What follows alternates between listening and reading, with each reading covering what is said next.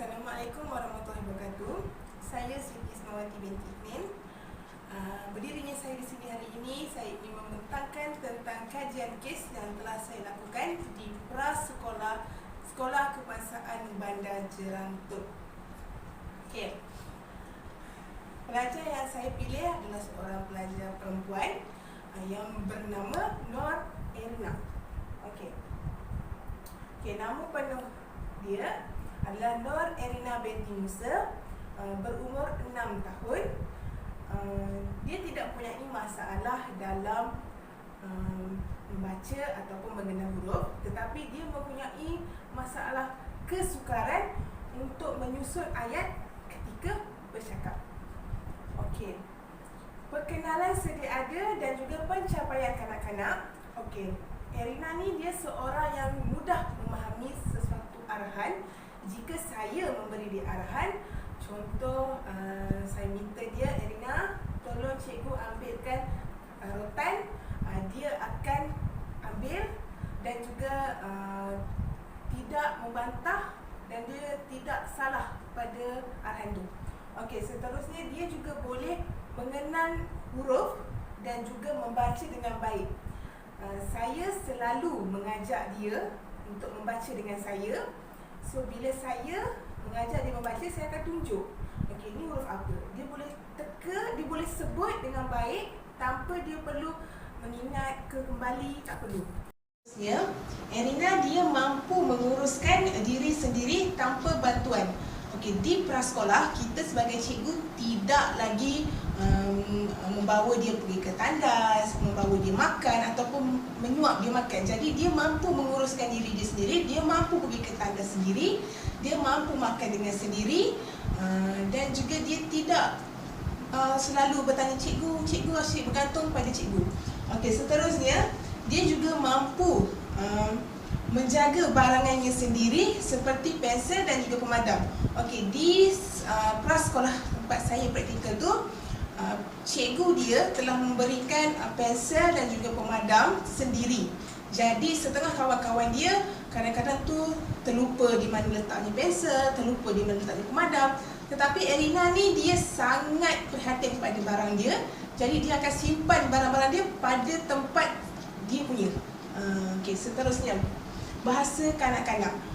Okey, Erina ni dia menggunakan bahasa Melayu di rumah ataupun di sekolah dan juga dia bersama ibu bapa, guru dan juga orang di sekeliling dia.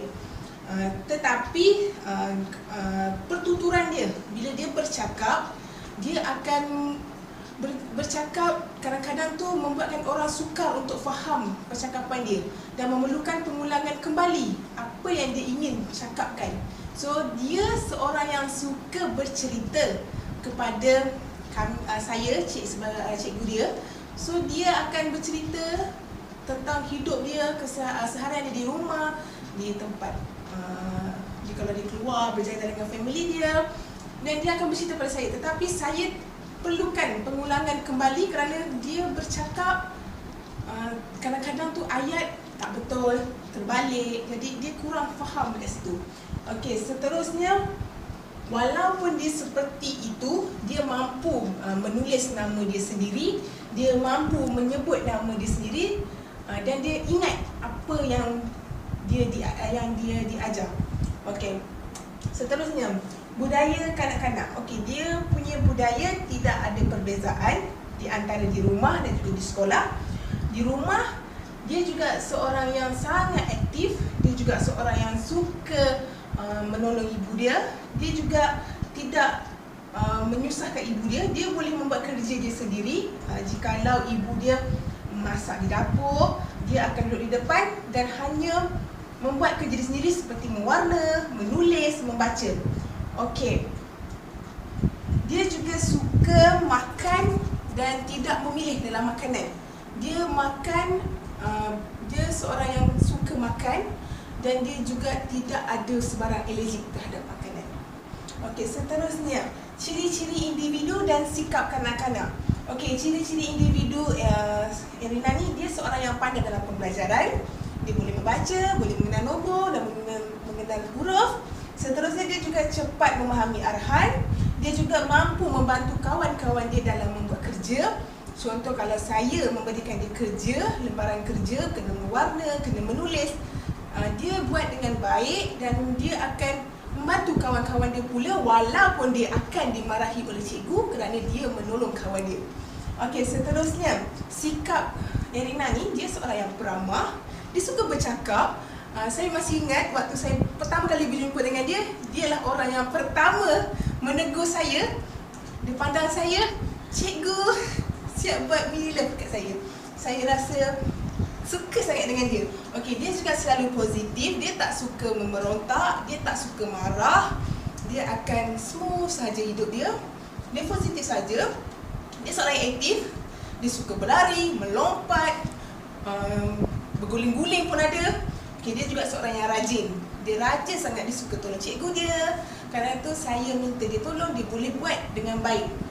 Okey, seterusnya, tahap perkembangan kanak-kanak termasuk fizikal, sosial, kognitif dan perkembangan bahasa.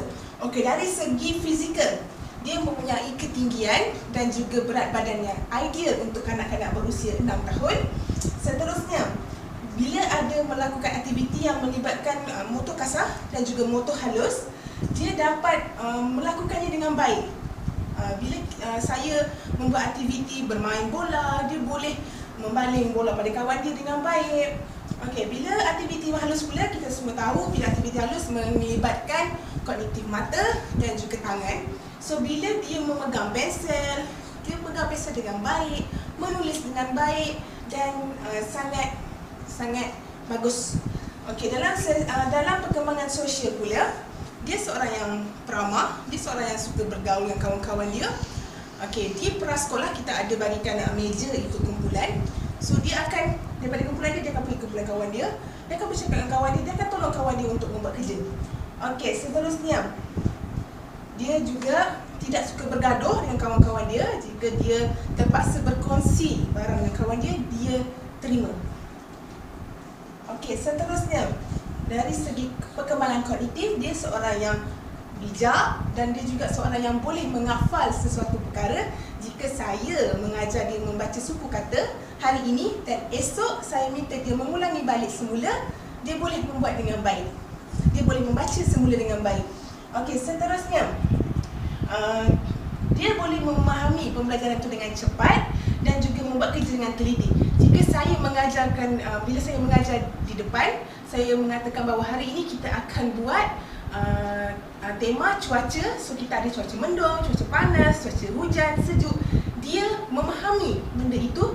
Kita lihat gambar ni gambar cerah, gambar ni gambar mendung. So dia boleh buat dengan baik dan kerja dia sangat teliti. Dia pandai mewarna, walaupun kadang-kadang tu mewarna dia tu tidaklah cantik, tapi masih boleh diterima. Okey, seterusnya, dari segi perkembangan bahasa dia, dia memang boleh bercakap tanpa ada pelat. Dia bercakap dengan baik, cuma dia punya pertuturan kadang-kadang ayat dia tu terbalik. Contoh macam, "Cikgu, saya nak pergi tandas." Kadang-kadang, "Cikgu, tandas." Dia macam tertinggal ayat-ayat tu. Lepas tu kadang-kadang macam bila dia bercerita, saya macam terpinga-pinga kerana dia bercakap tu macam, okey, dia macam bercampur. Kadang-kadang tu membuatkan saya terpaksa minta dia, "Erina, cerita balik. Cikgu tak berapa nak faham." Macam tu. Okey. Seterusnya, kerjasama antara saya dan juga ibu bapa. Okey, ibu Erina, dia sangat-sangat baik, sangat peramah. Bila saya bertanya tentang Erina, macam mana dia di rumah, macam mana dia di luar, ibu dia sangat memberi kerjasama pada saya. Ibu dia selalu juga bertanya kepada saya apa yang Erina buat di sekolah, apa yang dia suka di sekolah. Jadi ibu dia juga banyak memberi kerjasama pada saya dalam membuat kajian ni. Okey, ibu dia juga selalu berkata, ibu dia selalu membelikan buku-buku di rumah, jadi dia boleh mengulang kaji pembelajaran itu di rumah. Okey, seterusnya, aktiviti dan pembelajaran yang dijalankan berdasarkan perkembangan kanak-kanak. Okey, dari segi perkembangan Erina yang saya dapat lihat, saya banyak menggunakan pembelajaran yang berasaskan KSPK yang diajar oleh pihak universiti saya di tempat saya belajar, oleh pensyarah saya. Pensyarah saya banyak memberi saya tunjuk ajar dalam membuat pengajaran harian untuk kanak-kanak, untuk mengikut perkembangan kanak-kanak. Okey, pihak sekolah juga ataupun pihak guru di prasekolah juga tidak membebankan saya dengan aktiviti-aktiviti yang disuruh. Jadi mereka akan menyuruh saya membuat aktiviti itu sendiri mengikut kemahiran saya dan mengikut kreativiti saya. Cuma pihak prasekolah memberikan saya tema untuk saya membuat rancangan pengajaran harian. Okey. Seterusnya, cabaran dan juga penambahbaikan untuk meningkatkan perkembangan positif kanak-kanak. Okey, sebagai seorang cikgu, untuk saya menambahbaikkan perkembangan positif kanak-kanak ini, saya memerlukan pengajaran yang menyeronokkan untuk meningkatkan perkembangan kanak-kanak, dan saya juga memerlukan bahan-bahan yang menarik untuk membuat kanak-kanak itu minat pada sesuatu pembelajaran. Dan juga kanak-kanak ini dia memerlukan perhatian daripada semua orang di sekeliling dia untuk dia menjadi lebih positif. Jika dia berada dalam kalangan orang yang tidak positif, contohnya orang yang negatif, dia akan menjadi negatif. Tapi jika dia duduk dalam budak yang positif, dalam kalangan positif, dia akan jadi positif. Okey, saya ataupun ibu bapa juga perlu memberikan dia sokongan dan juga semangat untuk dia terus belajar dan juga meningkatkan, yang dia juga dapat meningkatkan perkembangan positif kanak-kanak. Okey. Seterusnya, cabaran dan juga proses. Semasa proses memerhatikan kanak-kanak ini, okey, saya mempunyai kekangan masa untuk saya memerhatikan lebih tentang Irina, kerana pada masa saya memerhatikan dia, pihak sekolah mengadakan sukan tahunan. Pihak sekolah juga meminta saya sebagai cikgu praktikum untuk menggantikan cikgu-cikgu yang tidak dapat menjalankan tugas di sekolah. Jadi saya kurang ada masa untuk bersama dengan dia. Okey, dan seterusnya, bila kita ada aktiviti lain, makna aktiviti pembelajaran juga akan kurang dilakukan di prasekolah.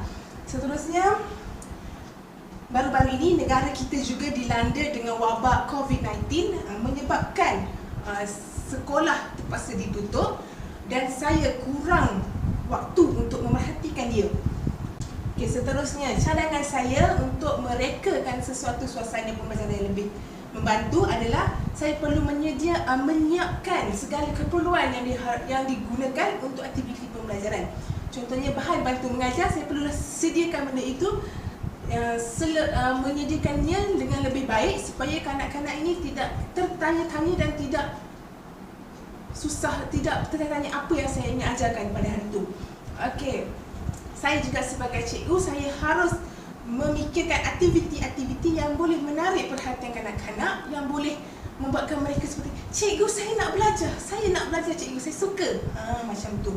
Okey, saya juga boleh memanggil dan berbincang dengan pihak ibu bapa untuk mengetahui cara perkembangan yang ibu bapa lakukan di rumah, untuk saya membantu anak-anak, kanak-kanak, membantu Irina di sekolah juga.